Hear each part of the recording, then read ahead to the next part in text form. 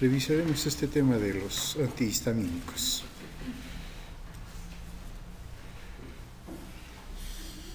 Claro, los antihistamínicos son fármacos antagonistas de la histamina. ¿Y qué cosa es la histamina? ¿Qué es la histamina? Una amina biógena, mediadora de... Ya, ¿y qué más? Falta el apellido. Porque si me dicen eso, yo puedo pensar en citoquinas, eicosanoides.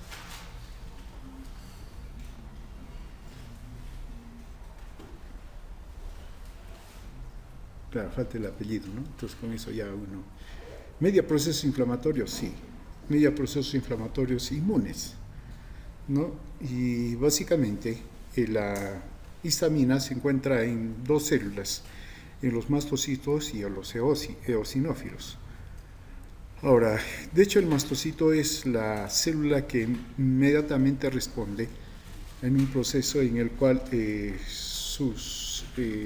la inmunoglobulina que tiene como receptor se liga a su antígeno. Entonces eso hace que desde su interior se libere la histamina, y la histamina es la que va a dar lugar a los procesos patológicos en cuanto a una liberación que da lugar a una respuesta tipo inmunológica, ¿no? Ahora bien, la condición obviamente es que las células estén sensibilizadas a ese antígeno, y el anticuerpo que media esta reacción es la inmunoglobulina E. Ahora bien, la histamina, cuando actúa a través de... Claro, hoy día se describe hasta 4 tipos de receptores de la histamina. El receptor tipo 1 se encuentra en músculo liso, endotelio y en tejido del sistema nervioso central. A nivel periférico causa vasodilatación, broncoconstricción, activación del músculo liso, ¿no? Entonces, eso hace de que haya aumento de la permeabilidad. Se agrega el estímulo que da lugar a las terminaciones nerviosas libres y que causa dolor, picazón, ¿no? Sobre todo esto se ve cuando hay antígenos claro, tipo veneno de los insectos, ¿no? También estos receptores están implicados en los síntomas de la rinitis alérgica y aún en el mareo, ¿no? Los receptores H2 se localizan básicamente en las células parietales del estómago y regulan la secreción de ácido clorhídrico. Los receptores H3 se encuentran en el sistema nervioso central, especialmente en ganglios basales, el hipocampo y la corteza. Tienen la particularidad de disminuir la liberación de neurotransmisores, ¿no? De histamina, acetilcolina, norepinefrina y serotonina. Los receptores H4 se encuentran principalmente en timo, intestino delgado, vaso, colon, ¿no? Todavía su función fisiológica o en la que intervienen está siendo develada, ¿no? Todavía no hay mucha certeza en cuanto a sus efectos, o qué es lo que media, ¿no? Ahora bien, de hecho las reacciones alérgicas están mediados, como mencionamos, por reacciones antígeno-anticuerpo. La inmunoglobulina es la que media y que está fijada a mastocitos y basófilos, y de ahí que desde esto se libere, ¿no? Ahora bien, una vez que se libera la histamina, entonces va a dar lugar a varias reacciones. Y básicamente la histamina, si hablamos del lado de esta respuesta alérgica, la histamina actúa a través de receptores H1, ¿no? Con eso causa prurito, vasodilatación, hipotensión, rubor, dolor de cabeza, taquicardia, broncoconstricción, aumento de la permeabilidad, hipotensión del dolor y otros síntomas. Claro, para controlar estos cuadros, entonces tienen estos fármacos conocidos como los antihistamínicos, ¿no? Claro, sirven para reducir o eliminar los efectos de la alergia al bloquear los receptores de histamina. En realidad tienen como objetivo la modulación negativa de los receptores de histamina, ¿no? Ahora, Cuando uno habla de antihistamínicos, se está refiriendo a este grupo de fármacos que tienen acción antagonista de los receptores H1. Hay también para los H2, ¿no? Pero cuando se habla de antihistamínicos H2 se habla de manera explícita. Ahora bien, en cuanto a los antihistamínicos, con el tiempo han ido apareciendo, digamos, básicamente dos grupos, ¿no? El primero en ser utilizado, claro, es el más antiguo, ¿no? Básicamente con este fármaco, el piperoxan fue el primero, y a partir de él se fueron, digamos, descubriendo y también produciendo otro tipo de fármacos antihistamínicos, conocidos como de primera generación, ¿no? Sí, son los más antiguos, relativamente baratos, son efectivos para aliviar los síntomas de la alergia. Ahora bien, pero también tienen otros efectos, ¿no? Por ejemplo, su efecto a través de los receptores muscarínicos y también receptores alfa, ¿no? También tiene sobre los receptores serotonina, que hay que tener en cuenta porque va a haber otros efectos que se derivan de esta acción. Ahora bien, entonces en cierta manera hay una carencia de selectividad por los receptores, ¿no? Y eso hace también que hay un avance pobre en cuanto a la tolerancia, ¿no? Ahora, pero siguen siendo buenos en cuanto al tratamiento de, digamos, la alergia, porque actúan de manera rápida, ¿no? Son los más rápidos que, digamos, comparativamente con los de la segunda generación, pero no exentos de efectos, digamos, colaterales, ¿no? Los antihistamínicos de segunda generación ciertamente aparecen después, justamente para evitar estos efectos secundarios debido a la relación con otros receptores, ¿no? Ahora, dentro de estos antihistamínicos está la acrivastatina, astemisola, cetiricina, loratadina, etc., ¿no? Y se utilizan por vía sistémica y por vía tópica. Los de primera generación también hay por vía sistémica y por vía tópica, ¿no? Sí, ahí también están apareciendo los antihistamínicos de tercera generación, que son enantiómetros activos o metabolitos básicamente de los antihistamínicos de segunda generación, como la levocetiricina, desloratadina, fexofenadina, por ejemplo, ¿no? Claro, el objetivo es aumentar la eficacia frente a los síntomas alérgicos, pero todavía no están no son muy aplicados porque todavía su seguridad, o están en pleno proceso de investigación, ¿no? Y aplicación. Está la fexofenadina. Ahora bien, entonces todavía su eficacia está, digamos, en prueba, ¿no?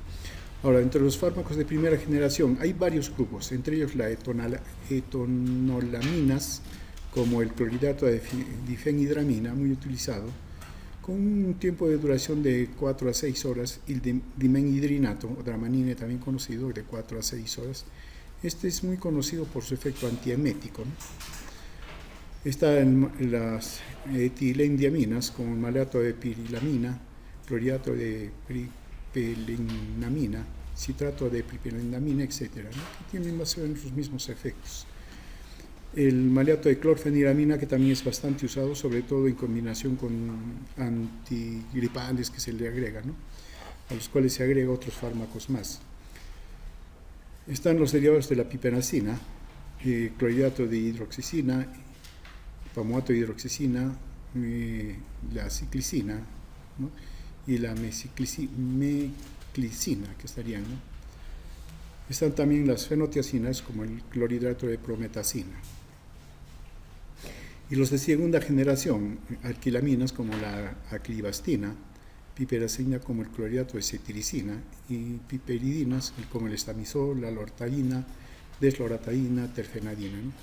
La ventaja de ellos es que, si ustedes ven, tienen un tiempo de vida media más larga, entonces su aplicación 1 o 2 veces, mientras que los otros puede ser hasta 3 o 4 veces por día, ¿no? Ahora bien, tiene un efecto prolongado, como mencionamos, y la gran diferencia entre los de la primera generación y segunda es el efecto sedativo. Los de la primera generación tienen un efecto sedativo importante, ¿no? Y eso hay que tener cuando se administra, digamos, a las personas, mientras que los de la segunda generación prácticamente no tienen ese efecto. Y eso hace la gran diferencia entre los dos grupos, ¿no? La sedación y también el hecho de que los de la primera tienen efecto anticolinérgico y no así o no tanto los de la segunda generación. En términos generales son aminas estables, liposolubles, se absorben rápidamente después de la administración oral, alcanzan concentraciones sanguíneas rápidamente en 1 o 2 horas. Las de segunda generación un poco más lentas son, ¿no? Pero tampoco, digamos, no hay mucha diferencia. Amplia distribución en todo el organismo, incluyendo el sistema nervioso central. Los de la segunda generación hacen poco, digamos, es mucho menor su ingreso al sistema nervioso central, y hay la diferencia con respecto a la sedación. Son metabolizados extensamente, principalmente por el sistema microsómico hepático, ¿no? Después de una sola dosis, su actividad tiene una duración de 4 a 6 horas. Eso hablando sobre todo de los de la primera generación. La segunda generación tienen 8, 12 horas, etc., ¿no? Su mecanismo, como mencionamos, son antagónicos, ¿no? Y son antagonistas reversibles del receptor, ¿no? Bloquean con la mayor parte de los efectos tisulares locales mediados por la histamina, y como efecto, digamos, inflamatorio, pero de origen inmunológico, incrementan la permeabilidad capilar, hay vasodilatación y eso conduce a enrojecimiento y todo lo demás, ¿no? Como mencionamos, el efecto colateral más común es la somnolencia, sobre todo primera generación. Pero también se ha visto en casos de niños, por ejemplo, pueden dar lugar más, si bien es cierto, son los más afectados, pero pueden dar lugar también a manifestaciones de excitación, sobre todo cuando no se calcula bien la dosis en los niños, ¿no? Puede llegar inclusive a convulsiones y al coma. Entonces, en el caso de los niños hay que calcular bien la dosis, ¿no? Controlar bien su administración. Tienen también un efecto significativo contra la cinetosis, ¿no? Tienen efecto antiparkinsoniano, claro, por su efecto anticolinérgico, ¿no? Y ese efecto anticolinérgico tiene un efecto que se llama semejante a la atropina, ¿no? Ya que actúa a través de los receptores muscarínicos periféricos, ¿no? Esto también ayuda en cierta manera a algunos de sus efectos, como en la rinorrea no alérgica. Ahora bien, sí, los de primera generación tienen efectos antiadrenérgicos, y pues esto puede producir hipotensión ortostática en algunos individuos susceptibles. Tienen acción antiserotoninérgica como la ciproheptadina, por ejemplo, ¿no? Ahora bien, como anestésicos también tienen un efecto anestésico local y son eficaces, pero ya que bloquean los canales de sodio, pero no se les utiliza como tales, ¿no? Usos terapéuticos se usan en el tratamiento de enfermedades alérgicas, ¿no? Provocados por histamina. Rinitis alérgica, por ejemplo, pero no en la rinitis gripal, eso hay que diferenciar, ¿no? Conjuntivitis alérgica, enfermedades dermatológicas alérgicas, dermatitis de contacto, por ejemplo, urticaria, aunque hay que tomar en cuenta la dermatitis de contacto, no tanto en la dermatitis de contacto. ¿Por qué?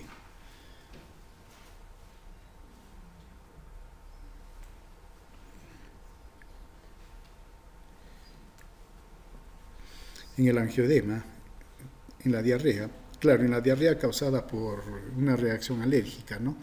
De hipersensibilidad tipo 1. Usualmente, por ejemplo, cuando hay este tipo de reacción generalizada, sí se entiende la asma, todo, pero también en el intestino aumenta el peristaltismo, la histamina, y aumenta las secreciones glandulares, entonces de ahí que causa diarrea, ¿no? Entonces, cuando la diarrea es de ese tipo, claro, no, si es infecciosa, por ejemplo, ahí nada tiene que ver. En caso de prurito, la anafilaxia, ¿no? Claro, en caso de anafilaxia es como tratamiento adicional. ¿Cuál es el fármaco de elección en la anafilaxia? La epinefrina, ¿no? En caso de náuseas, vómitos, ¿no? En los de primera generación siempre también cuanto correspondan al mismo problema. la sedación que mencionamos que puede inducir los fármacos de primera generación. Sí, algunos casos se utilizan o los han utilizado como para eso, ¿no? Pero si bien es cierto, está ahí y hasta lo usan, pero no está como parte de indicación, digamos, farmacológica, ¿no? Tienen la facilidad que se puede administrar por vía tópica o sistémica, ¿no? Ahora bien, se recomienda o se utiliza así para la tos con congestión nasal asociado a resfriado, pero no por su acción antihistamínica, sino por su acción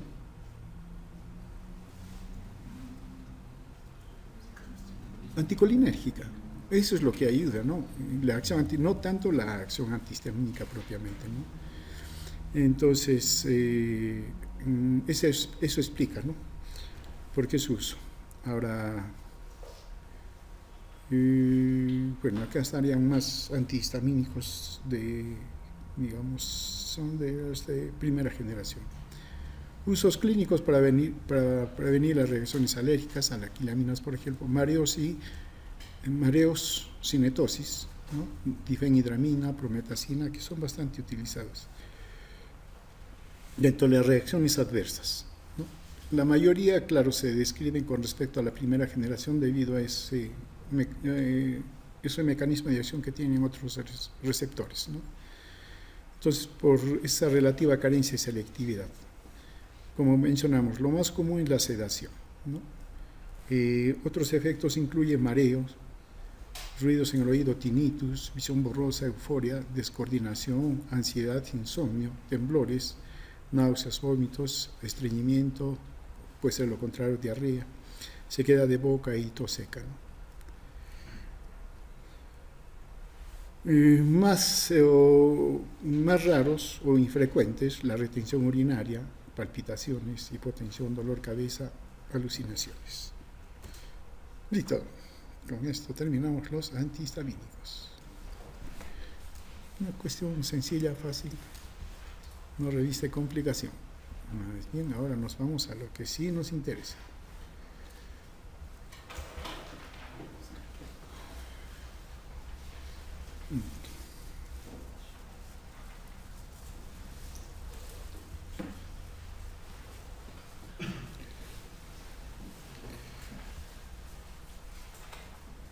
No es que los otros no interesen, ¿no?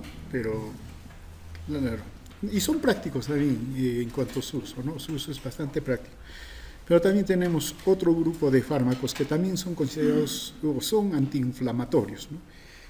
Es el caso de los antiinflamatorios no esteroideos. En este caso van a la inflamación, pero la inflamación de tipo inflamatorio, reacción inflamatoria. Los otros son de tipo inmunológico, aunque la inflamación también es de tipo inmunológico. Pero se entiende el mecanismo de acción, ¿no? Son diferentes.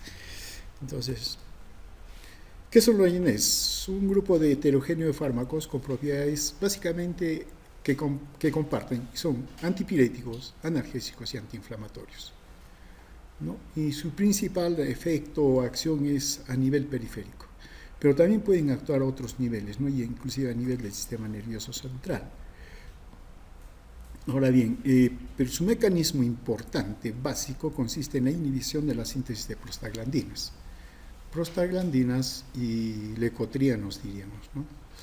Sí son muy utilizados y se administran por todas las vías conocidas, ¿no? Oral, inyectable, rectal, tópica, etc., ¿no? Ahora, cuando hablamos de fármacos utilizados como antiinflamatorios, en realidad conocemos dos grupos grandes, ¿no? Los antiinflamatorios esteroideos o glucocorticoides y los antiinflamatorios no esteroideos, ¿no? Que tienen efecto analgésico, antipirético, antiinflamatorio y que no son esteroideos, ¿no?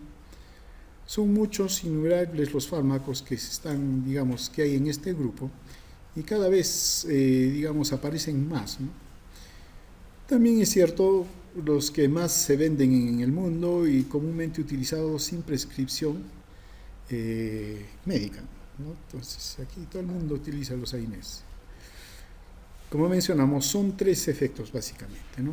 El efecto antiinflamatorio, analgésico y antipirético, que sirven entonces si se aplican para controlar la inflamación, el dolor y la fiebre. Si uno toma en cuenta la escalera analgésica de la OMS, claro, está en el primer escalón están los AINES y más adyuvantes. Luego el segundo escalón están los opioides débiles, en el tercero opioides potentes, en el cuarto procedimientos invasivos. Pero hoy en día los AINES en un comienzo fueron considerados en primer escalón y algo en el segundo escalón, ¿no? Pero hoy en día todos los AINES que han aparecido hacen posible que se utilice hasta el cuarto escalón, ¿no? Y significa que hay AINES que son bastante potentes en cuanto a analgesia y su analgesia es similar a los de los analgésicos opioides. Entonces, hoy en día en la práctica se puede utilizar los AINES, digamos, en todos los niveles de analgésica. Obviamente, aunque se puede utilizar, no es con la misma, no es de manera similar, ¿no?, que utilizar un analgésico opioide que un AINES en cuanto al dolor, ¿no? Claro, en cuanto de los AINES, sus ventajas es que no producen depresión respiratoria, que sí lo producen los analgésicos opioides, no producen dependencia psíquica ni física, que también los analgésicos opioides lo tienen, y que fueron prácticamente el motivo por el cual no se utilizaban, o fueron fuertemente reprimidos en cuanto a su utilización. Hoy en día los analgésicos opioides sí se utilizan, se pueden utilizar bajo ya indicaciones bien claras, ¿no? Pero también lo que es bien cierto, hay restricción porque no cualquier médico tampoco lo puede recetar. La DGMIT ha hecho de que los médicos que prescriben estos analgésicos deben estar registrados. Claro, hay ciertas especialidades que por tener la especialidad no tienen problema, pero cualquier otro médico que no es de la especialidad debe estar registrado. Entonces recién así debe venderse estos analgésicos. Pero como estábamos en el Perú, ustedes van a la farmacia y piden uno y le dan, no hay problema, ¿no? Así es la vida. No desarrollan tolerancia, cosa que sí también los analgésicos opioides lo hacen, ¿no? Desventajas. Este es uno de los grandes problemas de los AINES, ¿no? Debido a que por su mismo mecanismo de acción interfiere con la protección del estómago por parte de prostaciclinas, ¿no? Y ahora, el grupo es bastante amplio, una clasificación, digamos, clásica, básica, ¿no? Están aquellos que son ácidos y no ácidos. Antiguamente los AINES se definan como un grupo químico ácido que tenía efecto antiinflamatorio, antipirético, etc., ¿no? Pero hoy en día hay también quienes no son ácidos. Entonces esa parte de la definición tuvo que ser sacada, ¿no? Dentro de los ácidos tenemos los derivados del ácido salicílico. Aquí ni qué decir, ¿no? El ácido acetil salicílico es el que está ahí. Todavía sigue siendo modelo de comparación para otros AINES. Están los enólicos, las pirazolonas, por ejemplo, como el metamizol, bastante potente, bueno, como antipirético y analgésico, no así como tanto como antiinflamatorio, pero que hoy en día tiene fuerte restricción debido a que induce a granulocitosis irreversible. Entonces, sobre todo en países de Europa, Estados Unidos, está restringido, ya no se utilizan. Pero acá en América Latina y en el Perú, sí seguimos utilizando, ¿no? Su otro nombre, ¿cuál es? Es la famosa antalgina, ¿no? Y claro, la indicación está de que solo se ha de utilizar cuando ya pues no queda otra alternativa que utilizarla, ¿no? Y sobre todo se utiliza para caso de antipirético, ¿no? Un niño va con fiebre y la mamá le dice, ya le he dado paracetamol y no baja todavía, y la enfermera le pone su ampollita y baja la fiebre. ¿Qué le ha puesto? Metamizol, ¿no? Entonces eso es lo que ha sucedido. Está la fenilbutasona, los Oxicam, ¿no? Que sobre todo se utiliza por su efecto antiinflamatorio, ¿no? Y están los derivados acéticos, indolacético, la indometacina, muy utilizado para el tratamiento antiinflamatorio para enfermedades inflamatorias crónicas, pero debido a sus efectos efectos adversos, fuertemente se ha disminuido su uso y se ha dado lugar al uso sobre todo del piroxicam, meloxicam. Aquí ya debemos ir, si hablamos como en términos antiinflamatorios, debemos ir distinguiendo dos tipos de procesos inflamatorios, los agudos y los crónicos. Y también según eso se utilizan los AINES, ¿no? El pirrolacético, que es el ketorolaco, que básicamente es el más potente analgésico, ¿no? Y tanto como antiinflamatorio, antipirético también tiene, pero no tanto como antiinflamatorio, ¿no? Está el diclofenaco, muy bueno también, digamos, si pusiéramos un orden en cuanto a potencia analgésica, después del ketorolaco está el diclofenaco, o mejor dicho, el ketorolaco es mucho más potente como analgésico que el diclofenaco, pero el diclofenaco es fuerte, ¿no? Pero tiene la ventaja del diclofenaco, que también tiene buen efecto antiinflamatorio, no el ketorolaco, por ejemplo, ¿no? Pero el ketorolaco se tiene que administrar por breve tiempo, no más de 3 días por vía parenteral y no más de 5 por vía oral. El diclofenaco se puede utilizar por más tiempo todavía, pero también está restringido, no más de 7 días, ¿no? Está el piranoindolacético, como el etodolac, sobre todo para procesos inflamatorios. Y acá están los derivados del ácido propiónico, el naproxeno, por ejemplo, y su pariente, ¿cuál es? El ibuprofeno también, ¿no? Ambos son antiinflamatorios analgésicos, pero su efecto analgésico se deriva sobre todo por su efecto antiinflamatorio, ¿no? Eso es, digamos, lo que explica su efecto también analgésico, ¿no? Diferente potencia, sí, el naproxeno es mucho más potente, como antipiréticos no son tan buenos, ¿no? Los tranílicos como el ácido mefenámico, nicotínicos como la clonixina, los no ácidos, sulfoanilidas, nimesulida, por ejemplo, alcalonas como la nabumetona, y los paraminofenoles como el paracetamol, que es otro que bastante lo utilizamos con frecuencia, ¿no? Buen analgésico, buen antipirético también, pero prácticamente no es antiinflamatorio, o es muy escaso, y algunos lo consideran que no tiene efecto antiinflamatorio. Ahora, hay varias maneras de clasificar a los AINES. Por su vida media, por ejemplo, menor a 5 horas, ácido acetilsalicílico, acetaminofeno, ibuprofeno, diclofenaco, ácido mefenámino, ketorolaco, etc. De 5 a 15 horas, diflunisal, flurbiprofen, naproxeno, solindac, etc. El metamizol también estaría acá. Mayor a 15 horas, piroxicam, tenoxicam, los oxicam. Generalmente son los utilizados para efectos antiinflamatorios crónicos, claro, la comodidad para su uso, por ejemplo. Pueden ser clasificados según la potencia antiinflamatoria. Los que tienen insignificante o casi no efecto antiinflamatorio, el paracetamol. Y nos vamos hasta el otro lado, donde está el ácido acetilsalicílico, salicílatos, los derivados de la pirosolona, como la dipirona, etodolac, la indometacina, ¿no? Por su acción sobre la ciclooxigenasa, que viene a ser la molécula diana con la cual actúan estos fármacos. Están los inhibidores no selectivos, porque hay dos tipos de enzima ciclooxigenasa, la 1, la 2, inclusive está la 3, ¿no? Pero en cuanto a la 3 todavía no se ha descrito mucho tampoco, pero por lo menos en la 1 y la 2. La 1 es una actividad de esta enzima constitutiva, sirve para mediar varios procesos fisiológicos, estómago, riñones, por ejemplo, ¿no?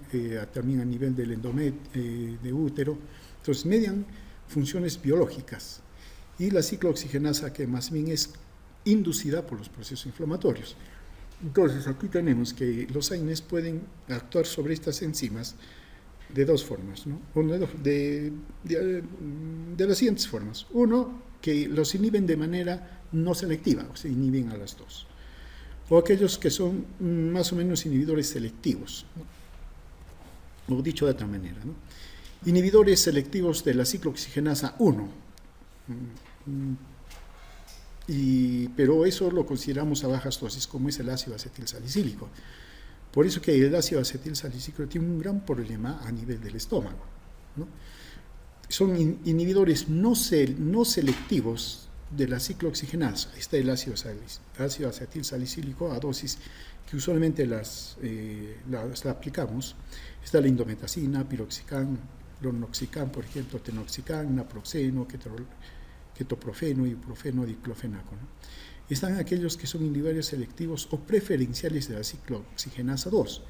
Acá también están los salicilatos, nimesulida, meloxicam, por ejemplo.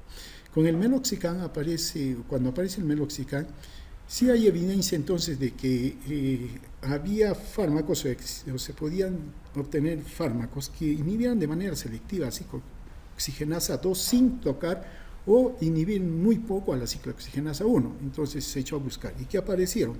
Los inhibidores altamente selectivos de la ciclooxigenasa 2. Y ahí están los coxib, ¿no? Celecoxib, rofecoxib, valdecoxib, heterocoxib, limiracoxib. Muchos de ellos han sido retirados del mercado porque tiene un efecto cardiovascular.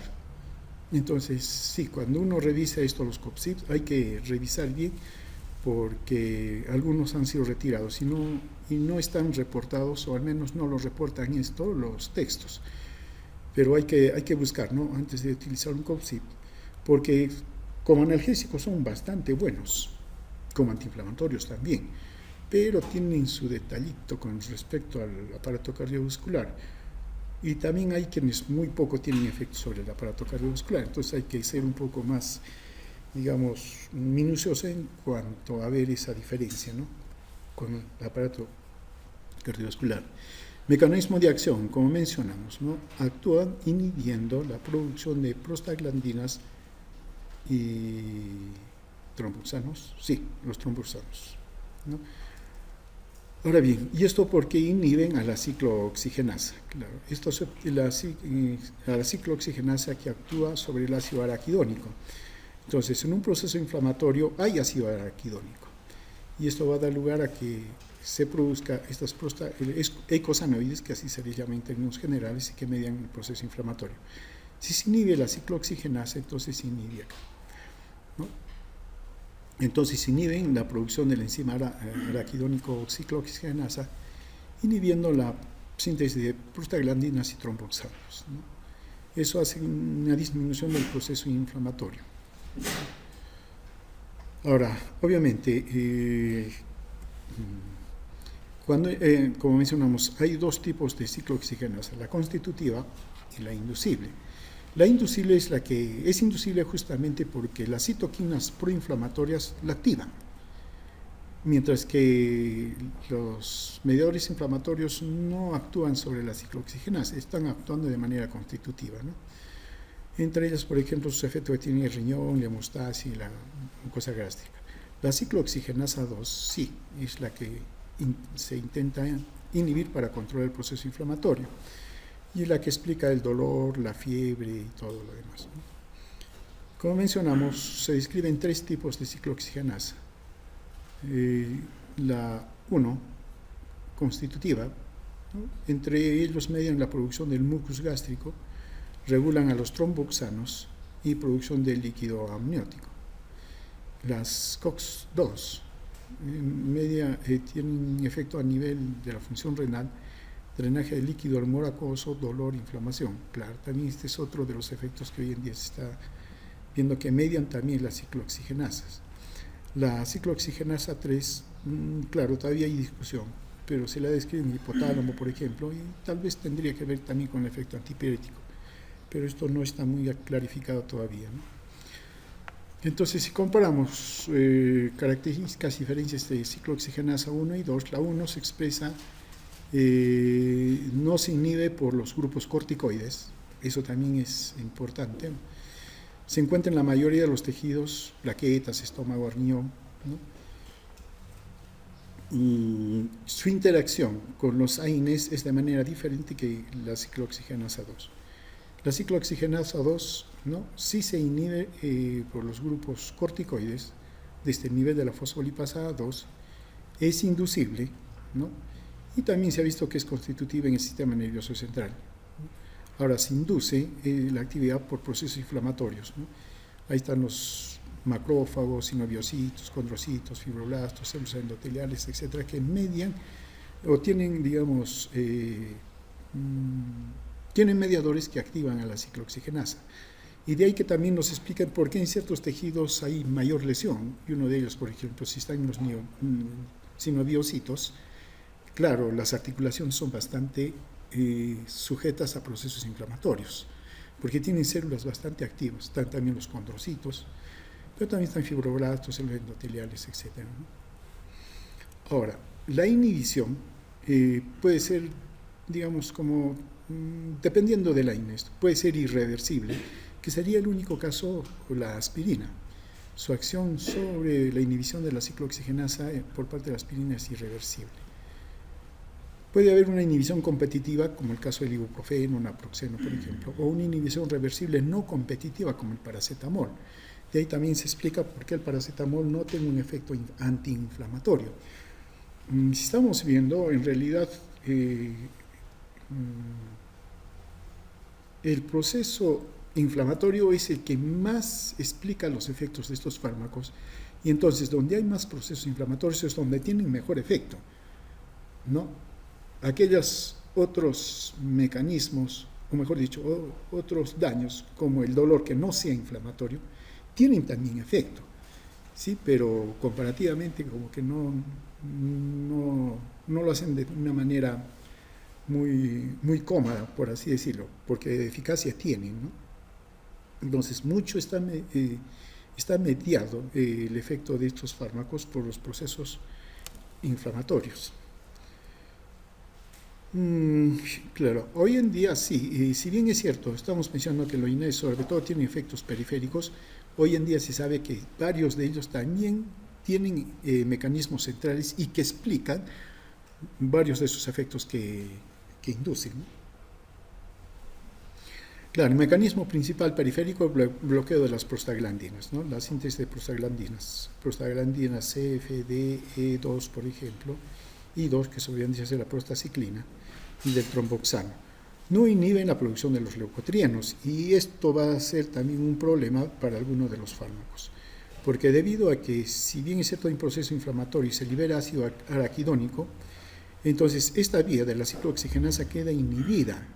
Entonces no se produce nada de estos mediadores inflamatorios, pero finalmente hay ácido araquidónico que tiene que ser metabolizado. ¿Y quién lo metaboliza? La lipooxigenasa, y eso hace que aumenten los leucotrienos. Y entonces los leucotrienos tienen también efectos a nivel del organismo, entre ellos, por ejemplo, estimulan la secreción bronquial y inducen broncoconstricción. Y entonces ahí vamos a tener otro tipo de efectos que se derivan, digamos, de que alguien tiene que hacerse cargo del ácido araquidónico, ¿no? Otra forma de actuar que tienen algunos, sobre todo los antiinflamatorios, es que inhiben la activación de los neutrófilos, o en todo caso inhiben su migración, lo que implica entonces que inhiben sus moléculas de adhesión, y eso los hace de que tengan mayor efecto antiinflamatorio, debido a que, y si se inhibe al neutrófilo, el neutrófilo es la célula inflamatoria, entonces tiene mejores resultados estos fármacos como antiinflamatorios, ¿no? Estimulan la vía del óxido nítrico y la vía del GMP cíclico también, ¿no? Ahora bien, esta vía tiene que ver con la vía del dolor, y eso explica por qué la dipirona tiene un efecto mucho más potente que la aspirina, por ejemplo, y es que media a través del óxido nítrico su acción. Por otro lado, hay citoquinas que inhiben la acción hay INES que inhiben la acción de las citoquinas. Antagonizan, por ejemplo, a la bradicinina, al factor de necrosis tumoral, ¿no? Entonces, eso es, digamos, de ahí entonces se considera también que tiene un efecto antiinflamatorio mucho más potente en algunos casos. Ahora, también debemos recordar que muchos de los mediadores prostaglandinas, sobre todo prostaglandinas, como la bradicinina, por ejemplo, lo que hacen, con excepción de la bradicinina, más entendido ese, pero la histamina, la serotonina, lo que ellos hacen es disminuir el umbral de activación del dolor. Entonces, lo que hacen ellos es hiperalgesia. Y la bradicinina o las quininas sí son las que actúan directamente con la terminación libre y causan dolor. Por eso es característico, cuando un tejido está inflamado, ni que lo toquen, apenas lo toquen, duele. Esa es hiperalgesia. ¿no? Entonces, lo que hacen los AINES es elevar más bien el umbral del dolor, ¿no? Desapareciendo la hiperalgesia. Y eso lo hacen mediando o actuando a través de estos mediadores, ¿no? Y también se ha visto que pueden estimular las encefalinas endógenas a nivel del sistema nervioso central. A nivel del sistema nervioso central. Algunos también inhiben las prostaglandinas a nivel espinal cerebral. Y estas vías se ha visto que también, o en estas vías, median las señales dolorosas que van desde la periferia hacia el sistema nervioso central. Entonces se explica por qué el ketorolaco, por ejemplo, tiene un gran efecto analgésico, porque no solamente se limita en la periferia, sino también a nivel central. Ahora bien, entonces va a haber algunos efectos centrales, ¿no? Que se producen por bloqueo de las prostaglandinas que se producen por acción de la ciclooxigenasa 2, ¿no? Por ejemplo, se vincula a la ciclooxigenasa su acción agonista con el receptor NMDA, ¿no? Y por tanto, la acción de los AINES tiene también que ver con la plasticidad del sistema nervioso central y cómo actúan. Entonces, eso también explica, no solamente a nivel medular, sino a nivel central, algunos efectos centrales que tienen estos fármacos. Digamos, en términos generales, todos ellos comparten el efecto analgésico, antipirético, antiinflamatorio, pero también tendríamos que agregarle este otro, ¿no? Son antiagregantes plaquetarios, sí, para ser más ciertos. Bueno, continuaremos mañana. Muy bien, nos quedamos aquí.